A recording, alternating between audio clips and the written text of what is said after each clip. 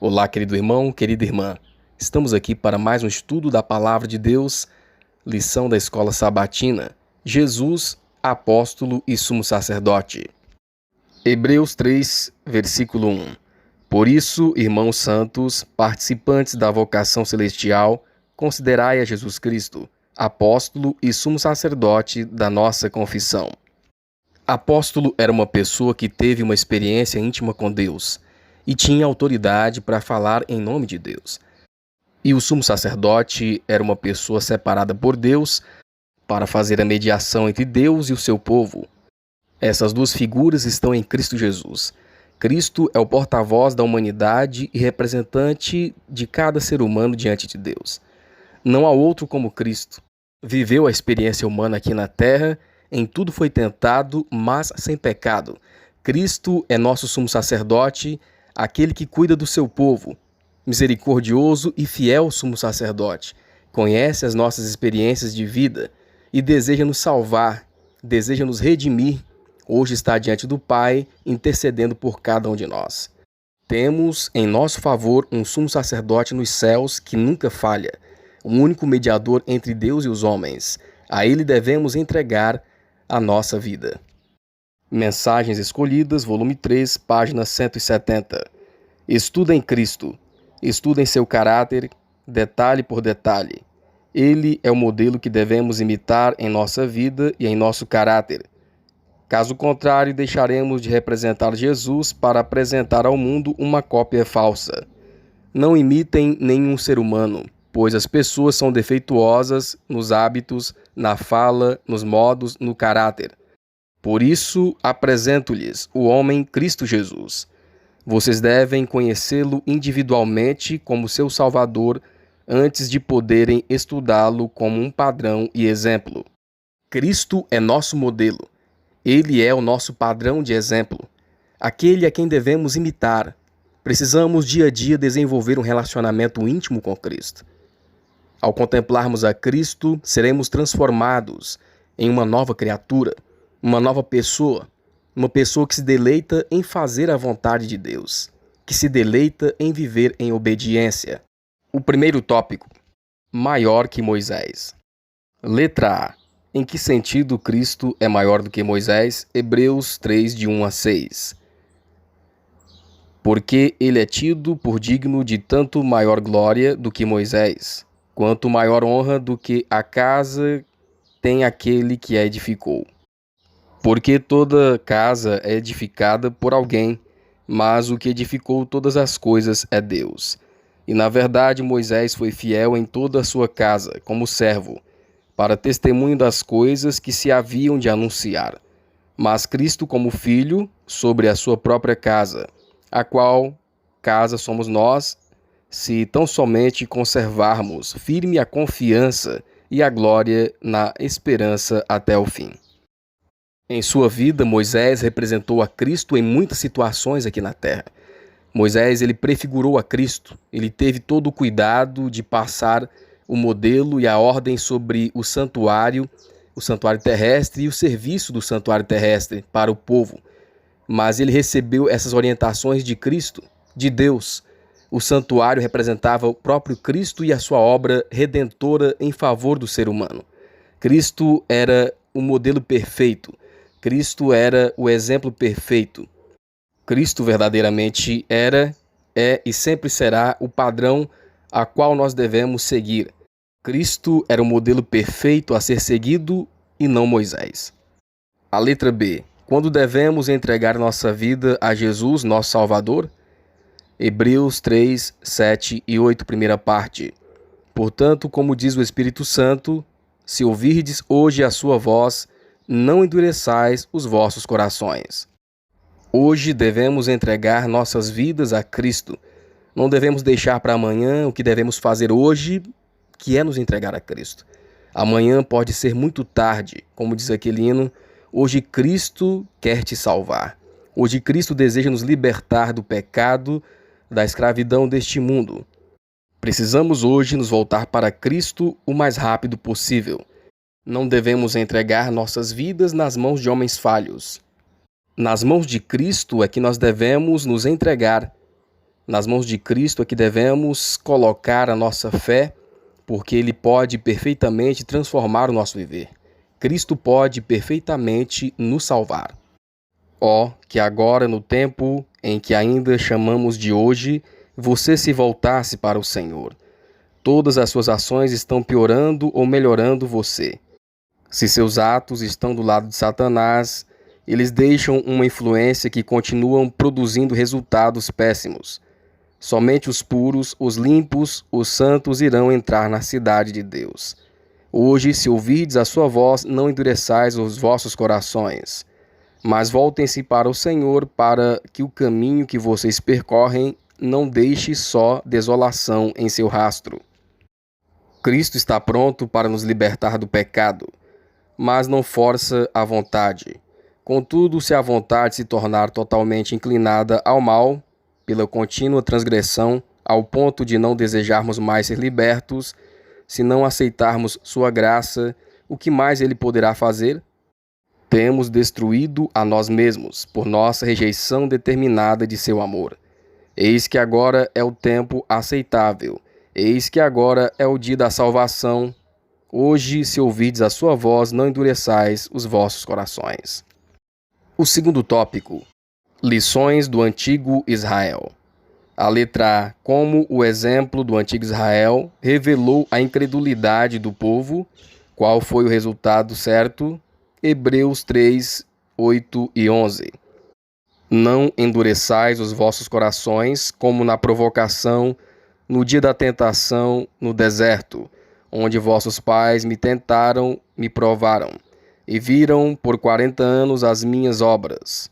Por isso me indignei contra esta geração e disse: estes sempre erraram em seu coração e não conheceram os meus caminhos. Assim jurei na minha ira, que não entrarão no meu repouso. Temos aqui o exemplo de incredulidade do antigo Israel. Endureceram seus corações, resistiram à voz do Espírito Santo, apesar da ação de Deus no seu meio, como um povo, milagres, livramentos, mesmo assim endureceram o coração, e nós também corremos o mesmo risco. Temos tido todo o privilégio e muitas vezes nós não temos correspondido à palavra do Senhor, aos apelos de Cristo na nossa vida. Por consequência, o antigo Israel, pela desobediência, depois de grandes privilégios, eles não entraram na terra prometida. Aquelas pessoas daquela geração que saiu ali do Egito, a maioria não entrou, apenas Josué e Calebe. Então muitos não foram salvos, não entraram no meu repouso. E hoje, espiritualmente falando, corremos o risco de perder a nossa salvação por causa de um coração duro, um coração incrédulo, um coração que se afasta do Senhor. Letra B. Com essa realidade em mente, que apelo solene a carta aos Hebreus dirige a nós, que vivemos nos últimos dias, Hebreus 3, 12 e 13. Vede, irmãos, que nunca haja em qualquer de vós um coração mau e infiel, para se apartar do Deus vivo. Antes exortai-vos uns aos outros todos os dias durante o tempo que se chama hoje, para que nenhum de vós se endureça pelo engano do pecado. Hoje Cristo apela aos nossos corações. Não nos apeguemos ao pecado, mas aceitemos o seu chamado. Não endureçamos o coração como o antigo Israel, para que não percamos a nossa salvação. O Senhor trabalha em cooperação com a vontade e a ação do agente humano. É privilégio e dever de toda pessoa aceitar a Deus em sua palavra, crer em Jesus como seu Salvador pessoal e atender ansiosa e imediatamente às graciosas proposições que ele oferece. Cada um deve estudar para crer e obedecer às instruções divinas contidas nas Escrituras.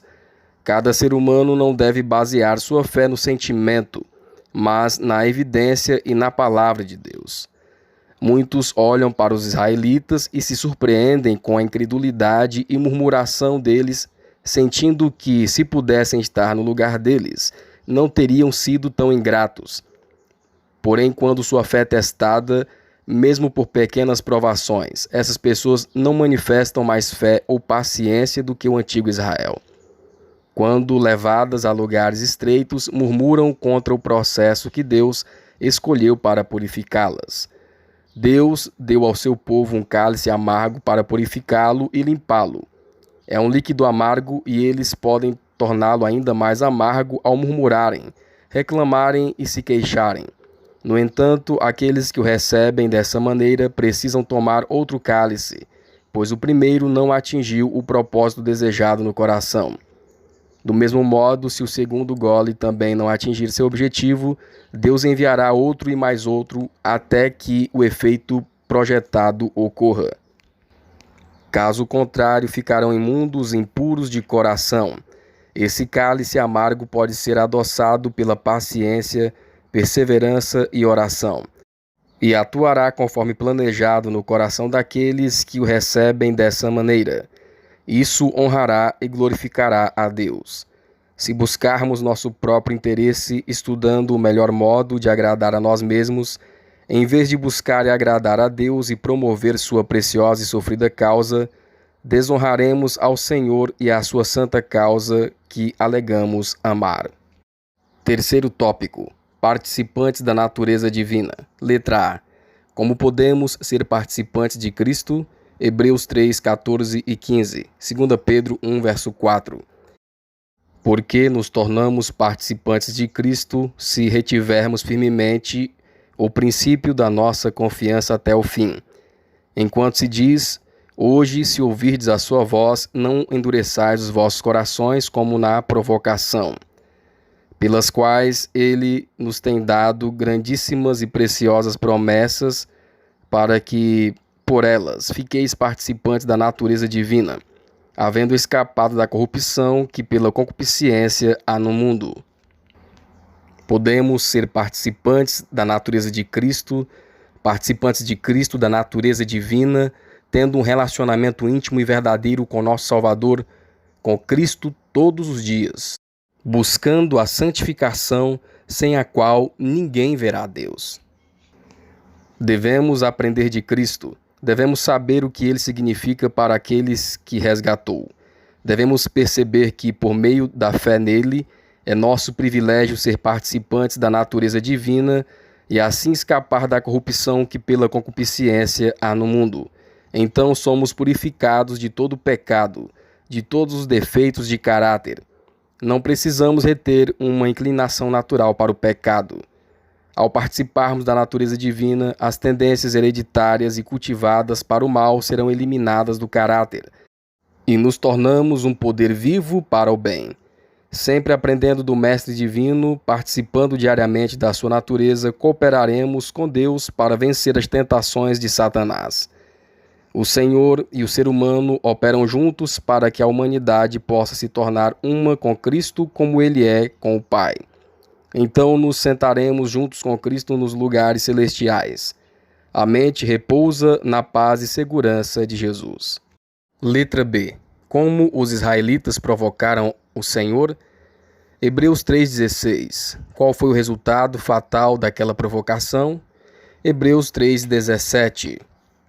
Porque, havendo-a alguns ouvido, o provocaram, mas não todos os que saíram do Egito por meio de Moisés. Mas com quem se indignou por 40 anos? Não foi porventura com os que pecaram, cujos corpos caíram no deserto? O povo de Israel, então, provocou o Senhor com a sua rebeldia, com a sua dureza de coração, com a sua desobediência. E o resultado é que ficaram jornadeando pelo deserto por 40 anos. A maioria daqueles homens daquela geração não puderam entrar na terra prometida por causa da dureza do seu coração, da desobediência, da sua rebeldia. Viram os prodígios e milagres que Deus fez no meio do seu povo, o livrando, o guardando, mas mesmo assim decidiram ser rebeldes e sofreram então as consequências. A letra C. Que pecado foi a principal causa da rebelião? Hebreus 3, 18 e 19. E a quem jurou que não entrariam no seu repouso, senão os que foram desobedientes. E vemos que não puderam entrar por causa da sua incredulidade. Então, A principal causa da rebelião foi a desobediência e a incredulidade causaram então a rebeldia no coração daquele povo. E nós, como estamos hoje? Estamos nós hoje desobedientes, rebeldes, também contra a vontade do Senhor? Precisamos analisar nossa própria conduta. Não era a vontade de Deus que Israel perambulasse 40 anos no deserto. O Senhor desejava levá-los diretamente à terra de Canaã e estabelecê-los lá como um povo santo e feliz. Mas eles não puderam entrar por causa da incredulidade. O quarto tópico: encontrando descanso em Jesus. Letra A. Que convite especial recebemos de Jesus, nosso Salvador, e o que devemos aprender com o Mestre? Mateus 11, 28 a 30. Vinde a mim todos os que estáis cansados e oprimidos, e eu vos aliviarei. Tomai sobre vós o meu jugo, e aprendei de mim, porque sou manso e humilde de coração, e encontrareis descanso para as vossas almas, porque o meu jugo é suave e o meu fardo é leve. Precisamos ir a Cristo. Cristo vai transformar nossas vidas, nos dará o seu poderoso auxílio para vencermos. Encontraremos o descanso para as nossas almas. Ele diz: o meu jugo é suave e o meu fardo é leve. Precisamos, pela fé, aceitar os méritos de Cristo em nosso favor.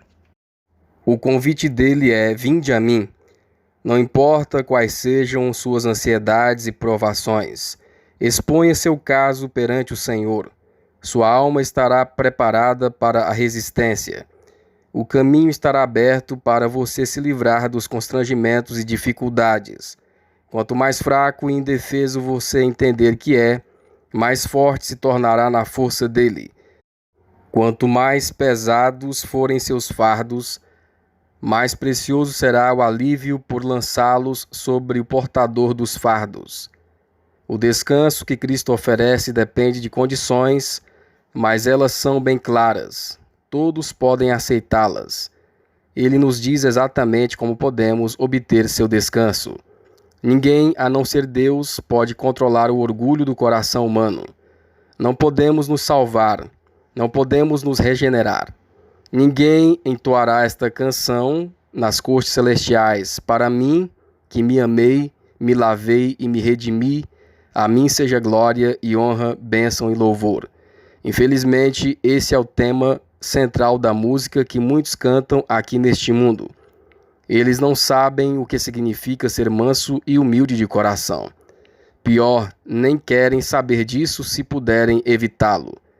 Todo o Evangelho se compõe de aprendizado de Cristo e de sua mansidão e humildade. O que é justificação pela fé? É a obra de Deus em lançar a glória humana no pó e fazer pelo ser humano o que este não pode fazer por si mesmo. A letra B. Qual é o jugo que Cristo oferece a cada um de nós? Mateus 11, 29. Tomai sobre vós o meu jugo e aprendei de mim, que sou manso e humilde de coração, e encontrareis descanso para as vossas almas. O jugo que Cristo nos oferece é o poder para obedecer à vontade de Deus. O jugo de Cristo nos dá força para sermos obedientes à lei do Criador. Ao tomarmos o jugo de Cristo em nossa vida, o desejaremos. Desejaremos servir ao Senhor humildemente de todo o coração. Seremos então instrumentos na obra do Senhor e Ele agirá em nossa vida. Tomai sobre vós o meu jugo, diz Jesus. O jugo é um instrumento de serviço. O gado é submetido ao jugo para o trabalho, e essa ferramenta é essencial para que eles possam trabalhar com eficiência. Ao usar essa ilustração, Cristo nos ensina que somos chamados ao serviço enquanto a vida durar. Devemos tomar sobre nós seu jugo para que possamos cooperar com ele. O jugo que prende ao serviço é a lei de Deus. A grande lei do amor revelada no Éden, proclamada no Sinai e escrita no coração no Novo Concerto, é a que liga o obreiro humano à vontade de Deus. Se fôssemos deixados a seguir nossas próprias inclinações, para ir exatamente aonde nossa vontade nos levasse, cairíamos nas fileiras de Satanás e teríamos seus atributos. Portanto, Deus nos restringe à sua vontade, que é alta, nobre e elevada. O quinto tópico: o jugo de Cristo. Letra A. O que Jesus disse sobre seu jugo? Mateus 11:30, 1 João 5, 2 e verso 3. Porque o meu jugo é suave e meu fardo é leve. Nisto conhecemos que amamos os filhos de Deus, quando amamos a Deus e guardamos os seus mandamentos. Porque este é o amor de Deus, que guardemos os seus mandamentos, e os seus mandamentos não são pesados. O jugo de Cristo é suave e leve é o seu fardo. O jugo de Cristo é guardar os seus mandamentos, e os seus mandamentos não são pesados. Em Cristo, obedecer se tornará natural, será leve, será suave obedecer à lei do Criador. Tudo isso como consequência de um relacionamento com Cristo. O jugo é atrelado à junta de bois para os ajudar a puxar a carga, aliviando o fardo. O mesmo ocorre com o jugo de Cristo. Quando a vontade de Deus absorver a nossa e usarmos seus dons para abençoar os outros, veremos que o fardo da vida se torna leve. Aquele que anda no caminho dos mandamentos de Deus está andando em companhia de Cristo, e o coração repousa em seu amor. Quando Moisés orou: rogo-te que me faças saber o teu caminho e conhecer-te-ei. O Senhor lhe respondeu: irá a minha presença contigo para te fazer descansar. E ele enviou esta mensagem pelos profetas. Assim diz o Senhor: ponde-vos nos caminhos e vede, e perguntai pelas veredas antigas qual é o bom caminho, e andai por ele, e achareis descanso para as vossas almas. E ele diz: se tivesses dado ouvidos aos meus mandamentos, então seria a tua paz como o rio, e a tua justiça como as ondas do mar. Os que aceitam a palavra de Cristo e entregam a alma à sua guarda e a vida à sua vontade encontrarão paz e quietude. Nada no mundo pode deixá-los tristes quando Jesus os alegra com sua presença. Na perfeita concordância há perfeito descanso. O Senhor diz: tu conservarás em paz aquele cuja mente está firme em ti, porque ele confia em ti. Nossa vida pode parecer confusa, mas ao nos comprometermos com o sábio obreiro mestre, ele desenvolverá o padrão de vida e caráter que será para a sua própria glória. E aquele caráter que expressa a glória, o caráter de Cristo, será recebido no paraíso de Deus. Uma raça renovada andará com ele vestida de branco, pois são dignos disso. Queridos amigos, estimados irmãos e irmãs, que Deus nos abençoe para compreendermos a sua palavra e o Espírito Santo nos dê a sua sabedoria, em nome de Jesus.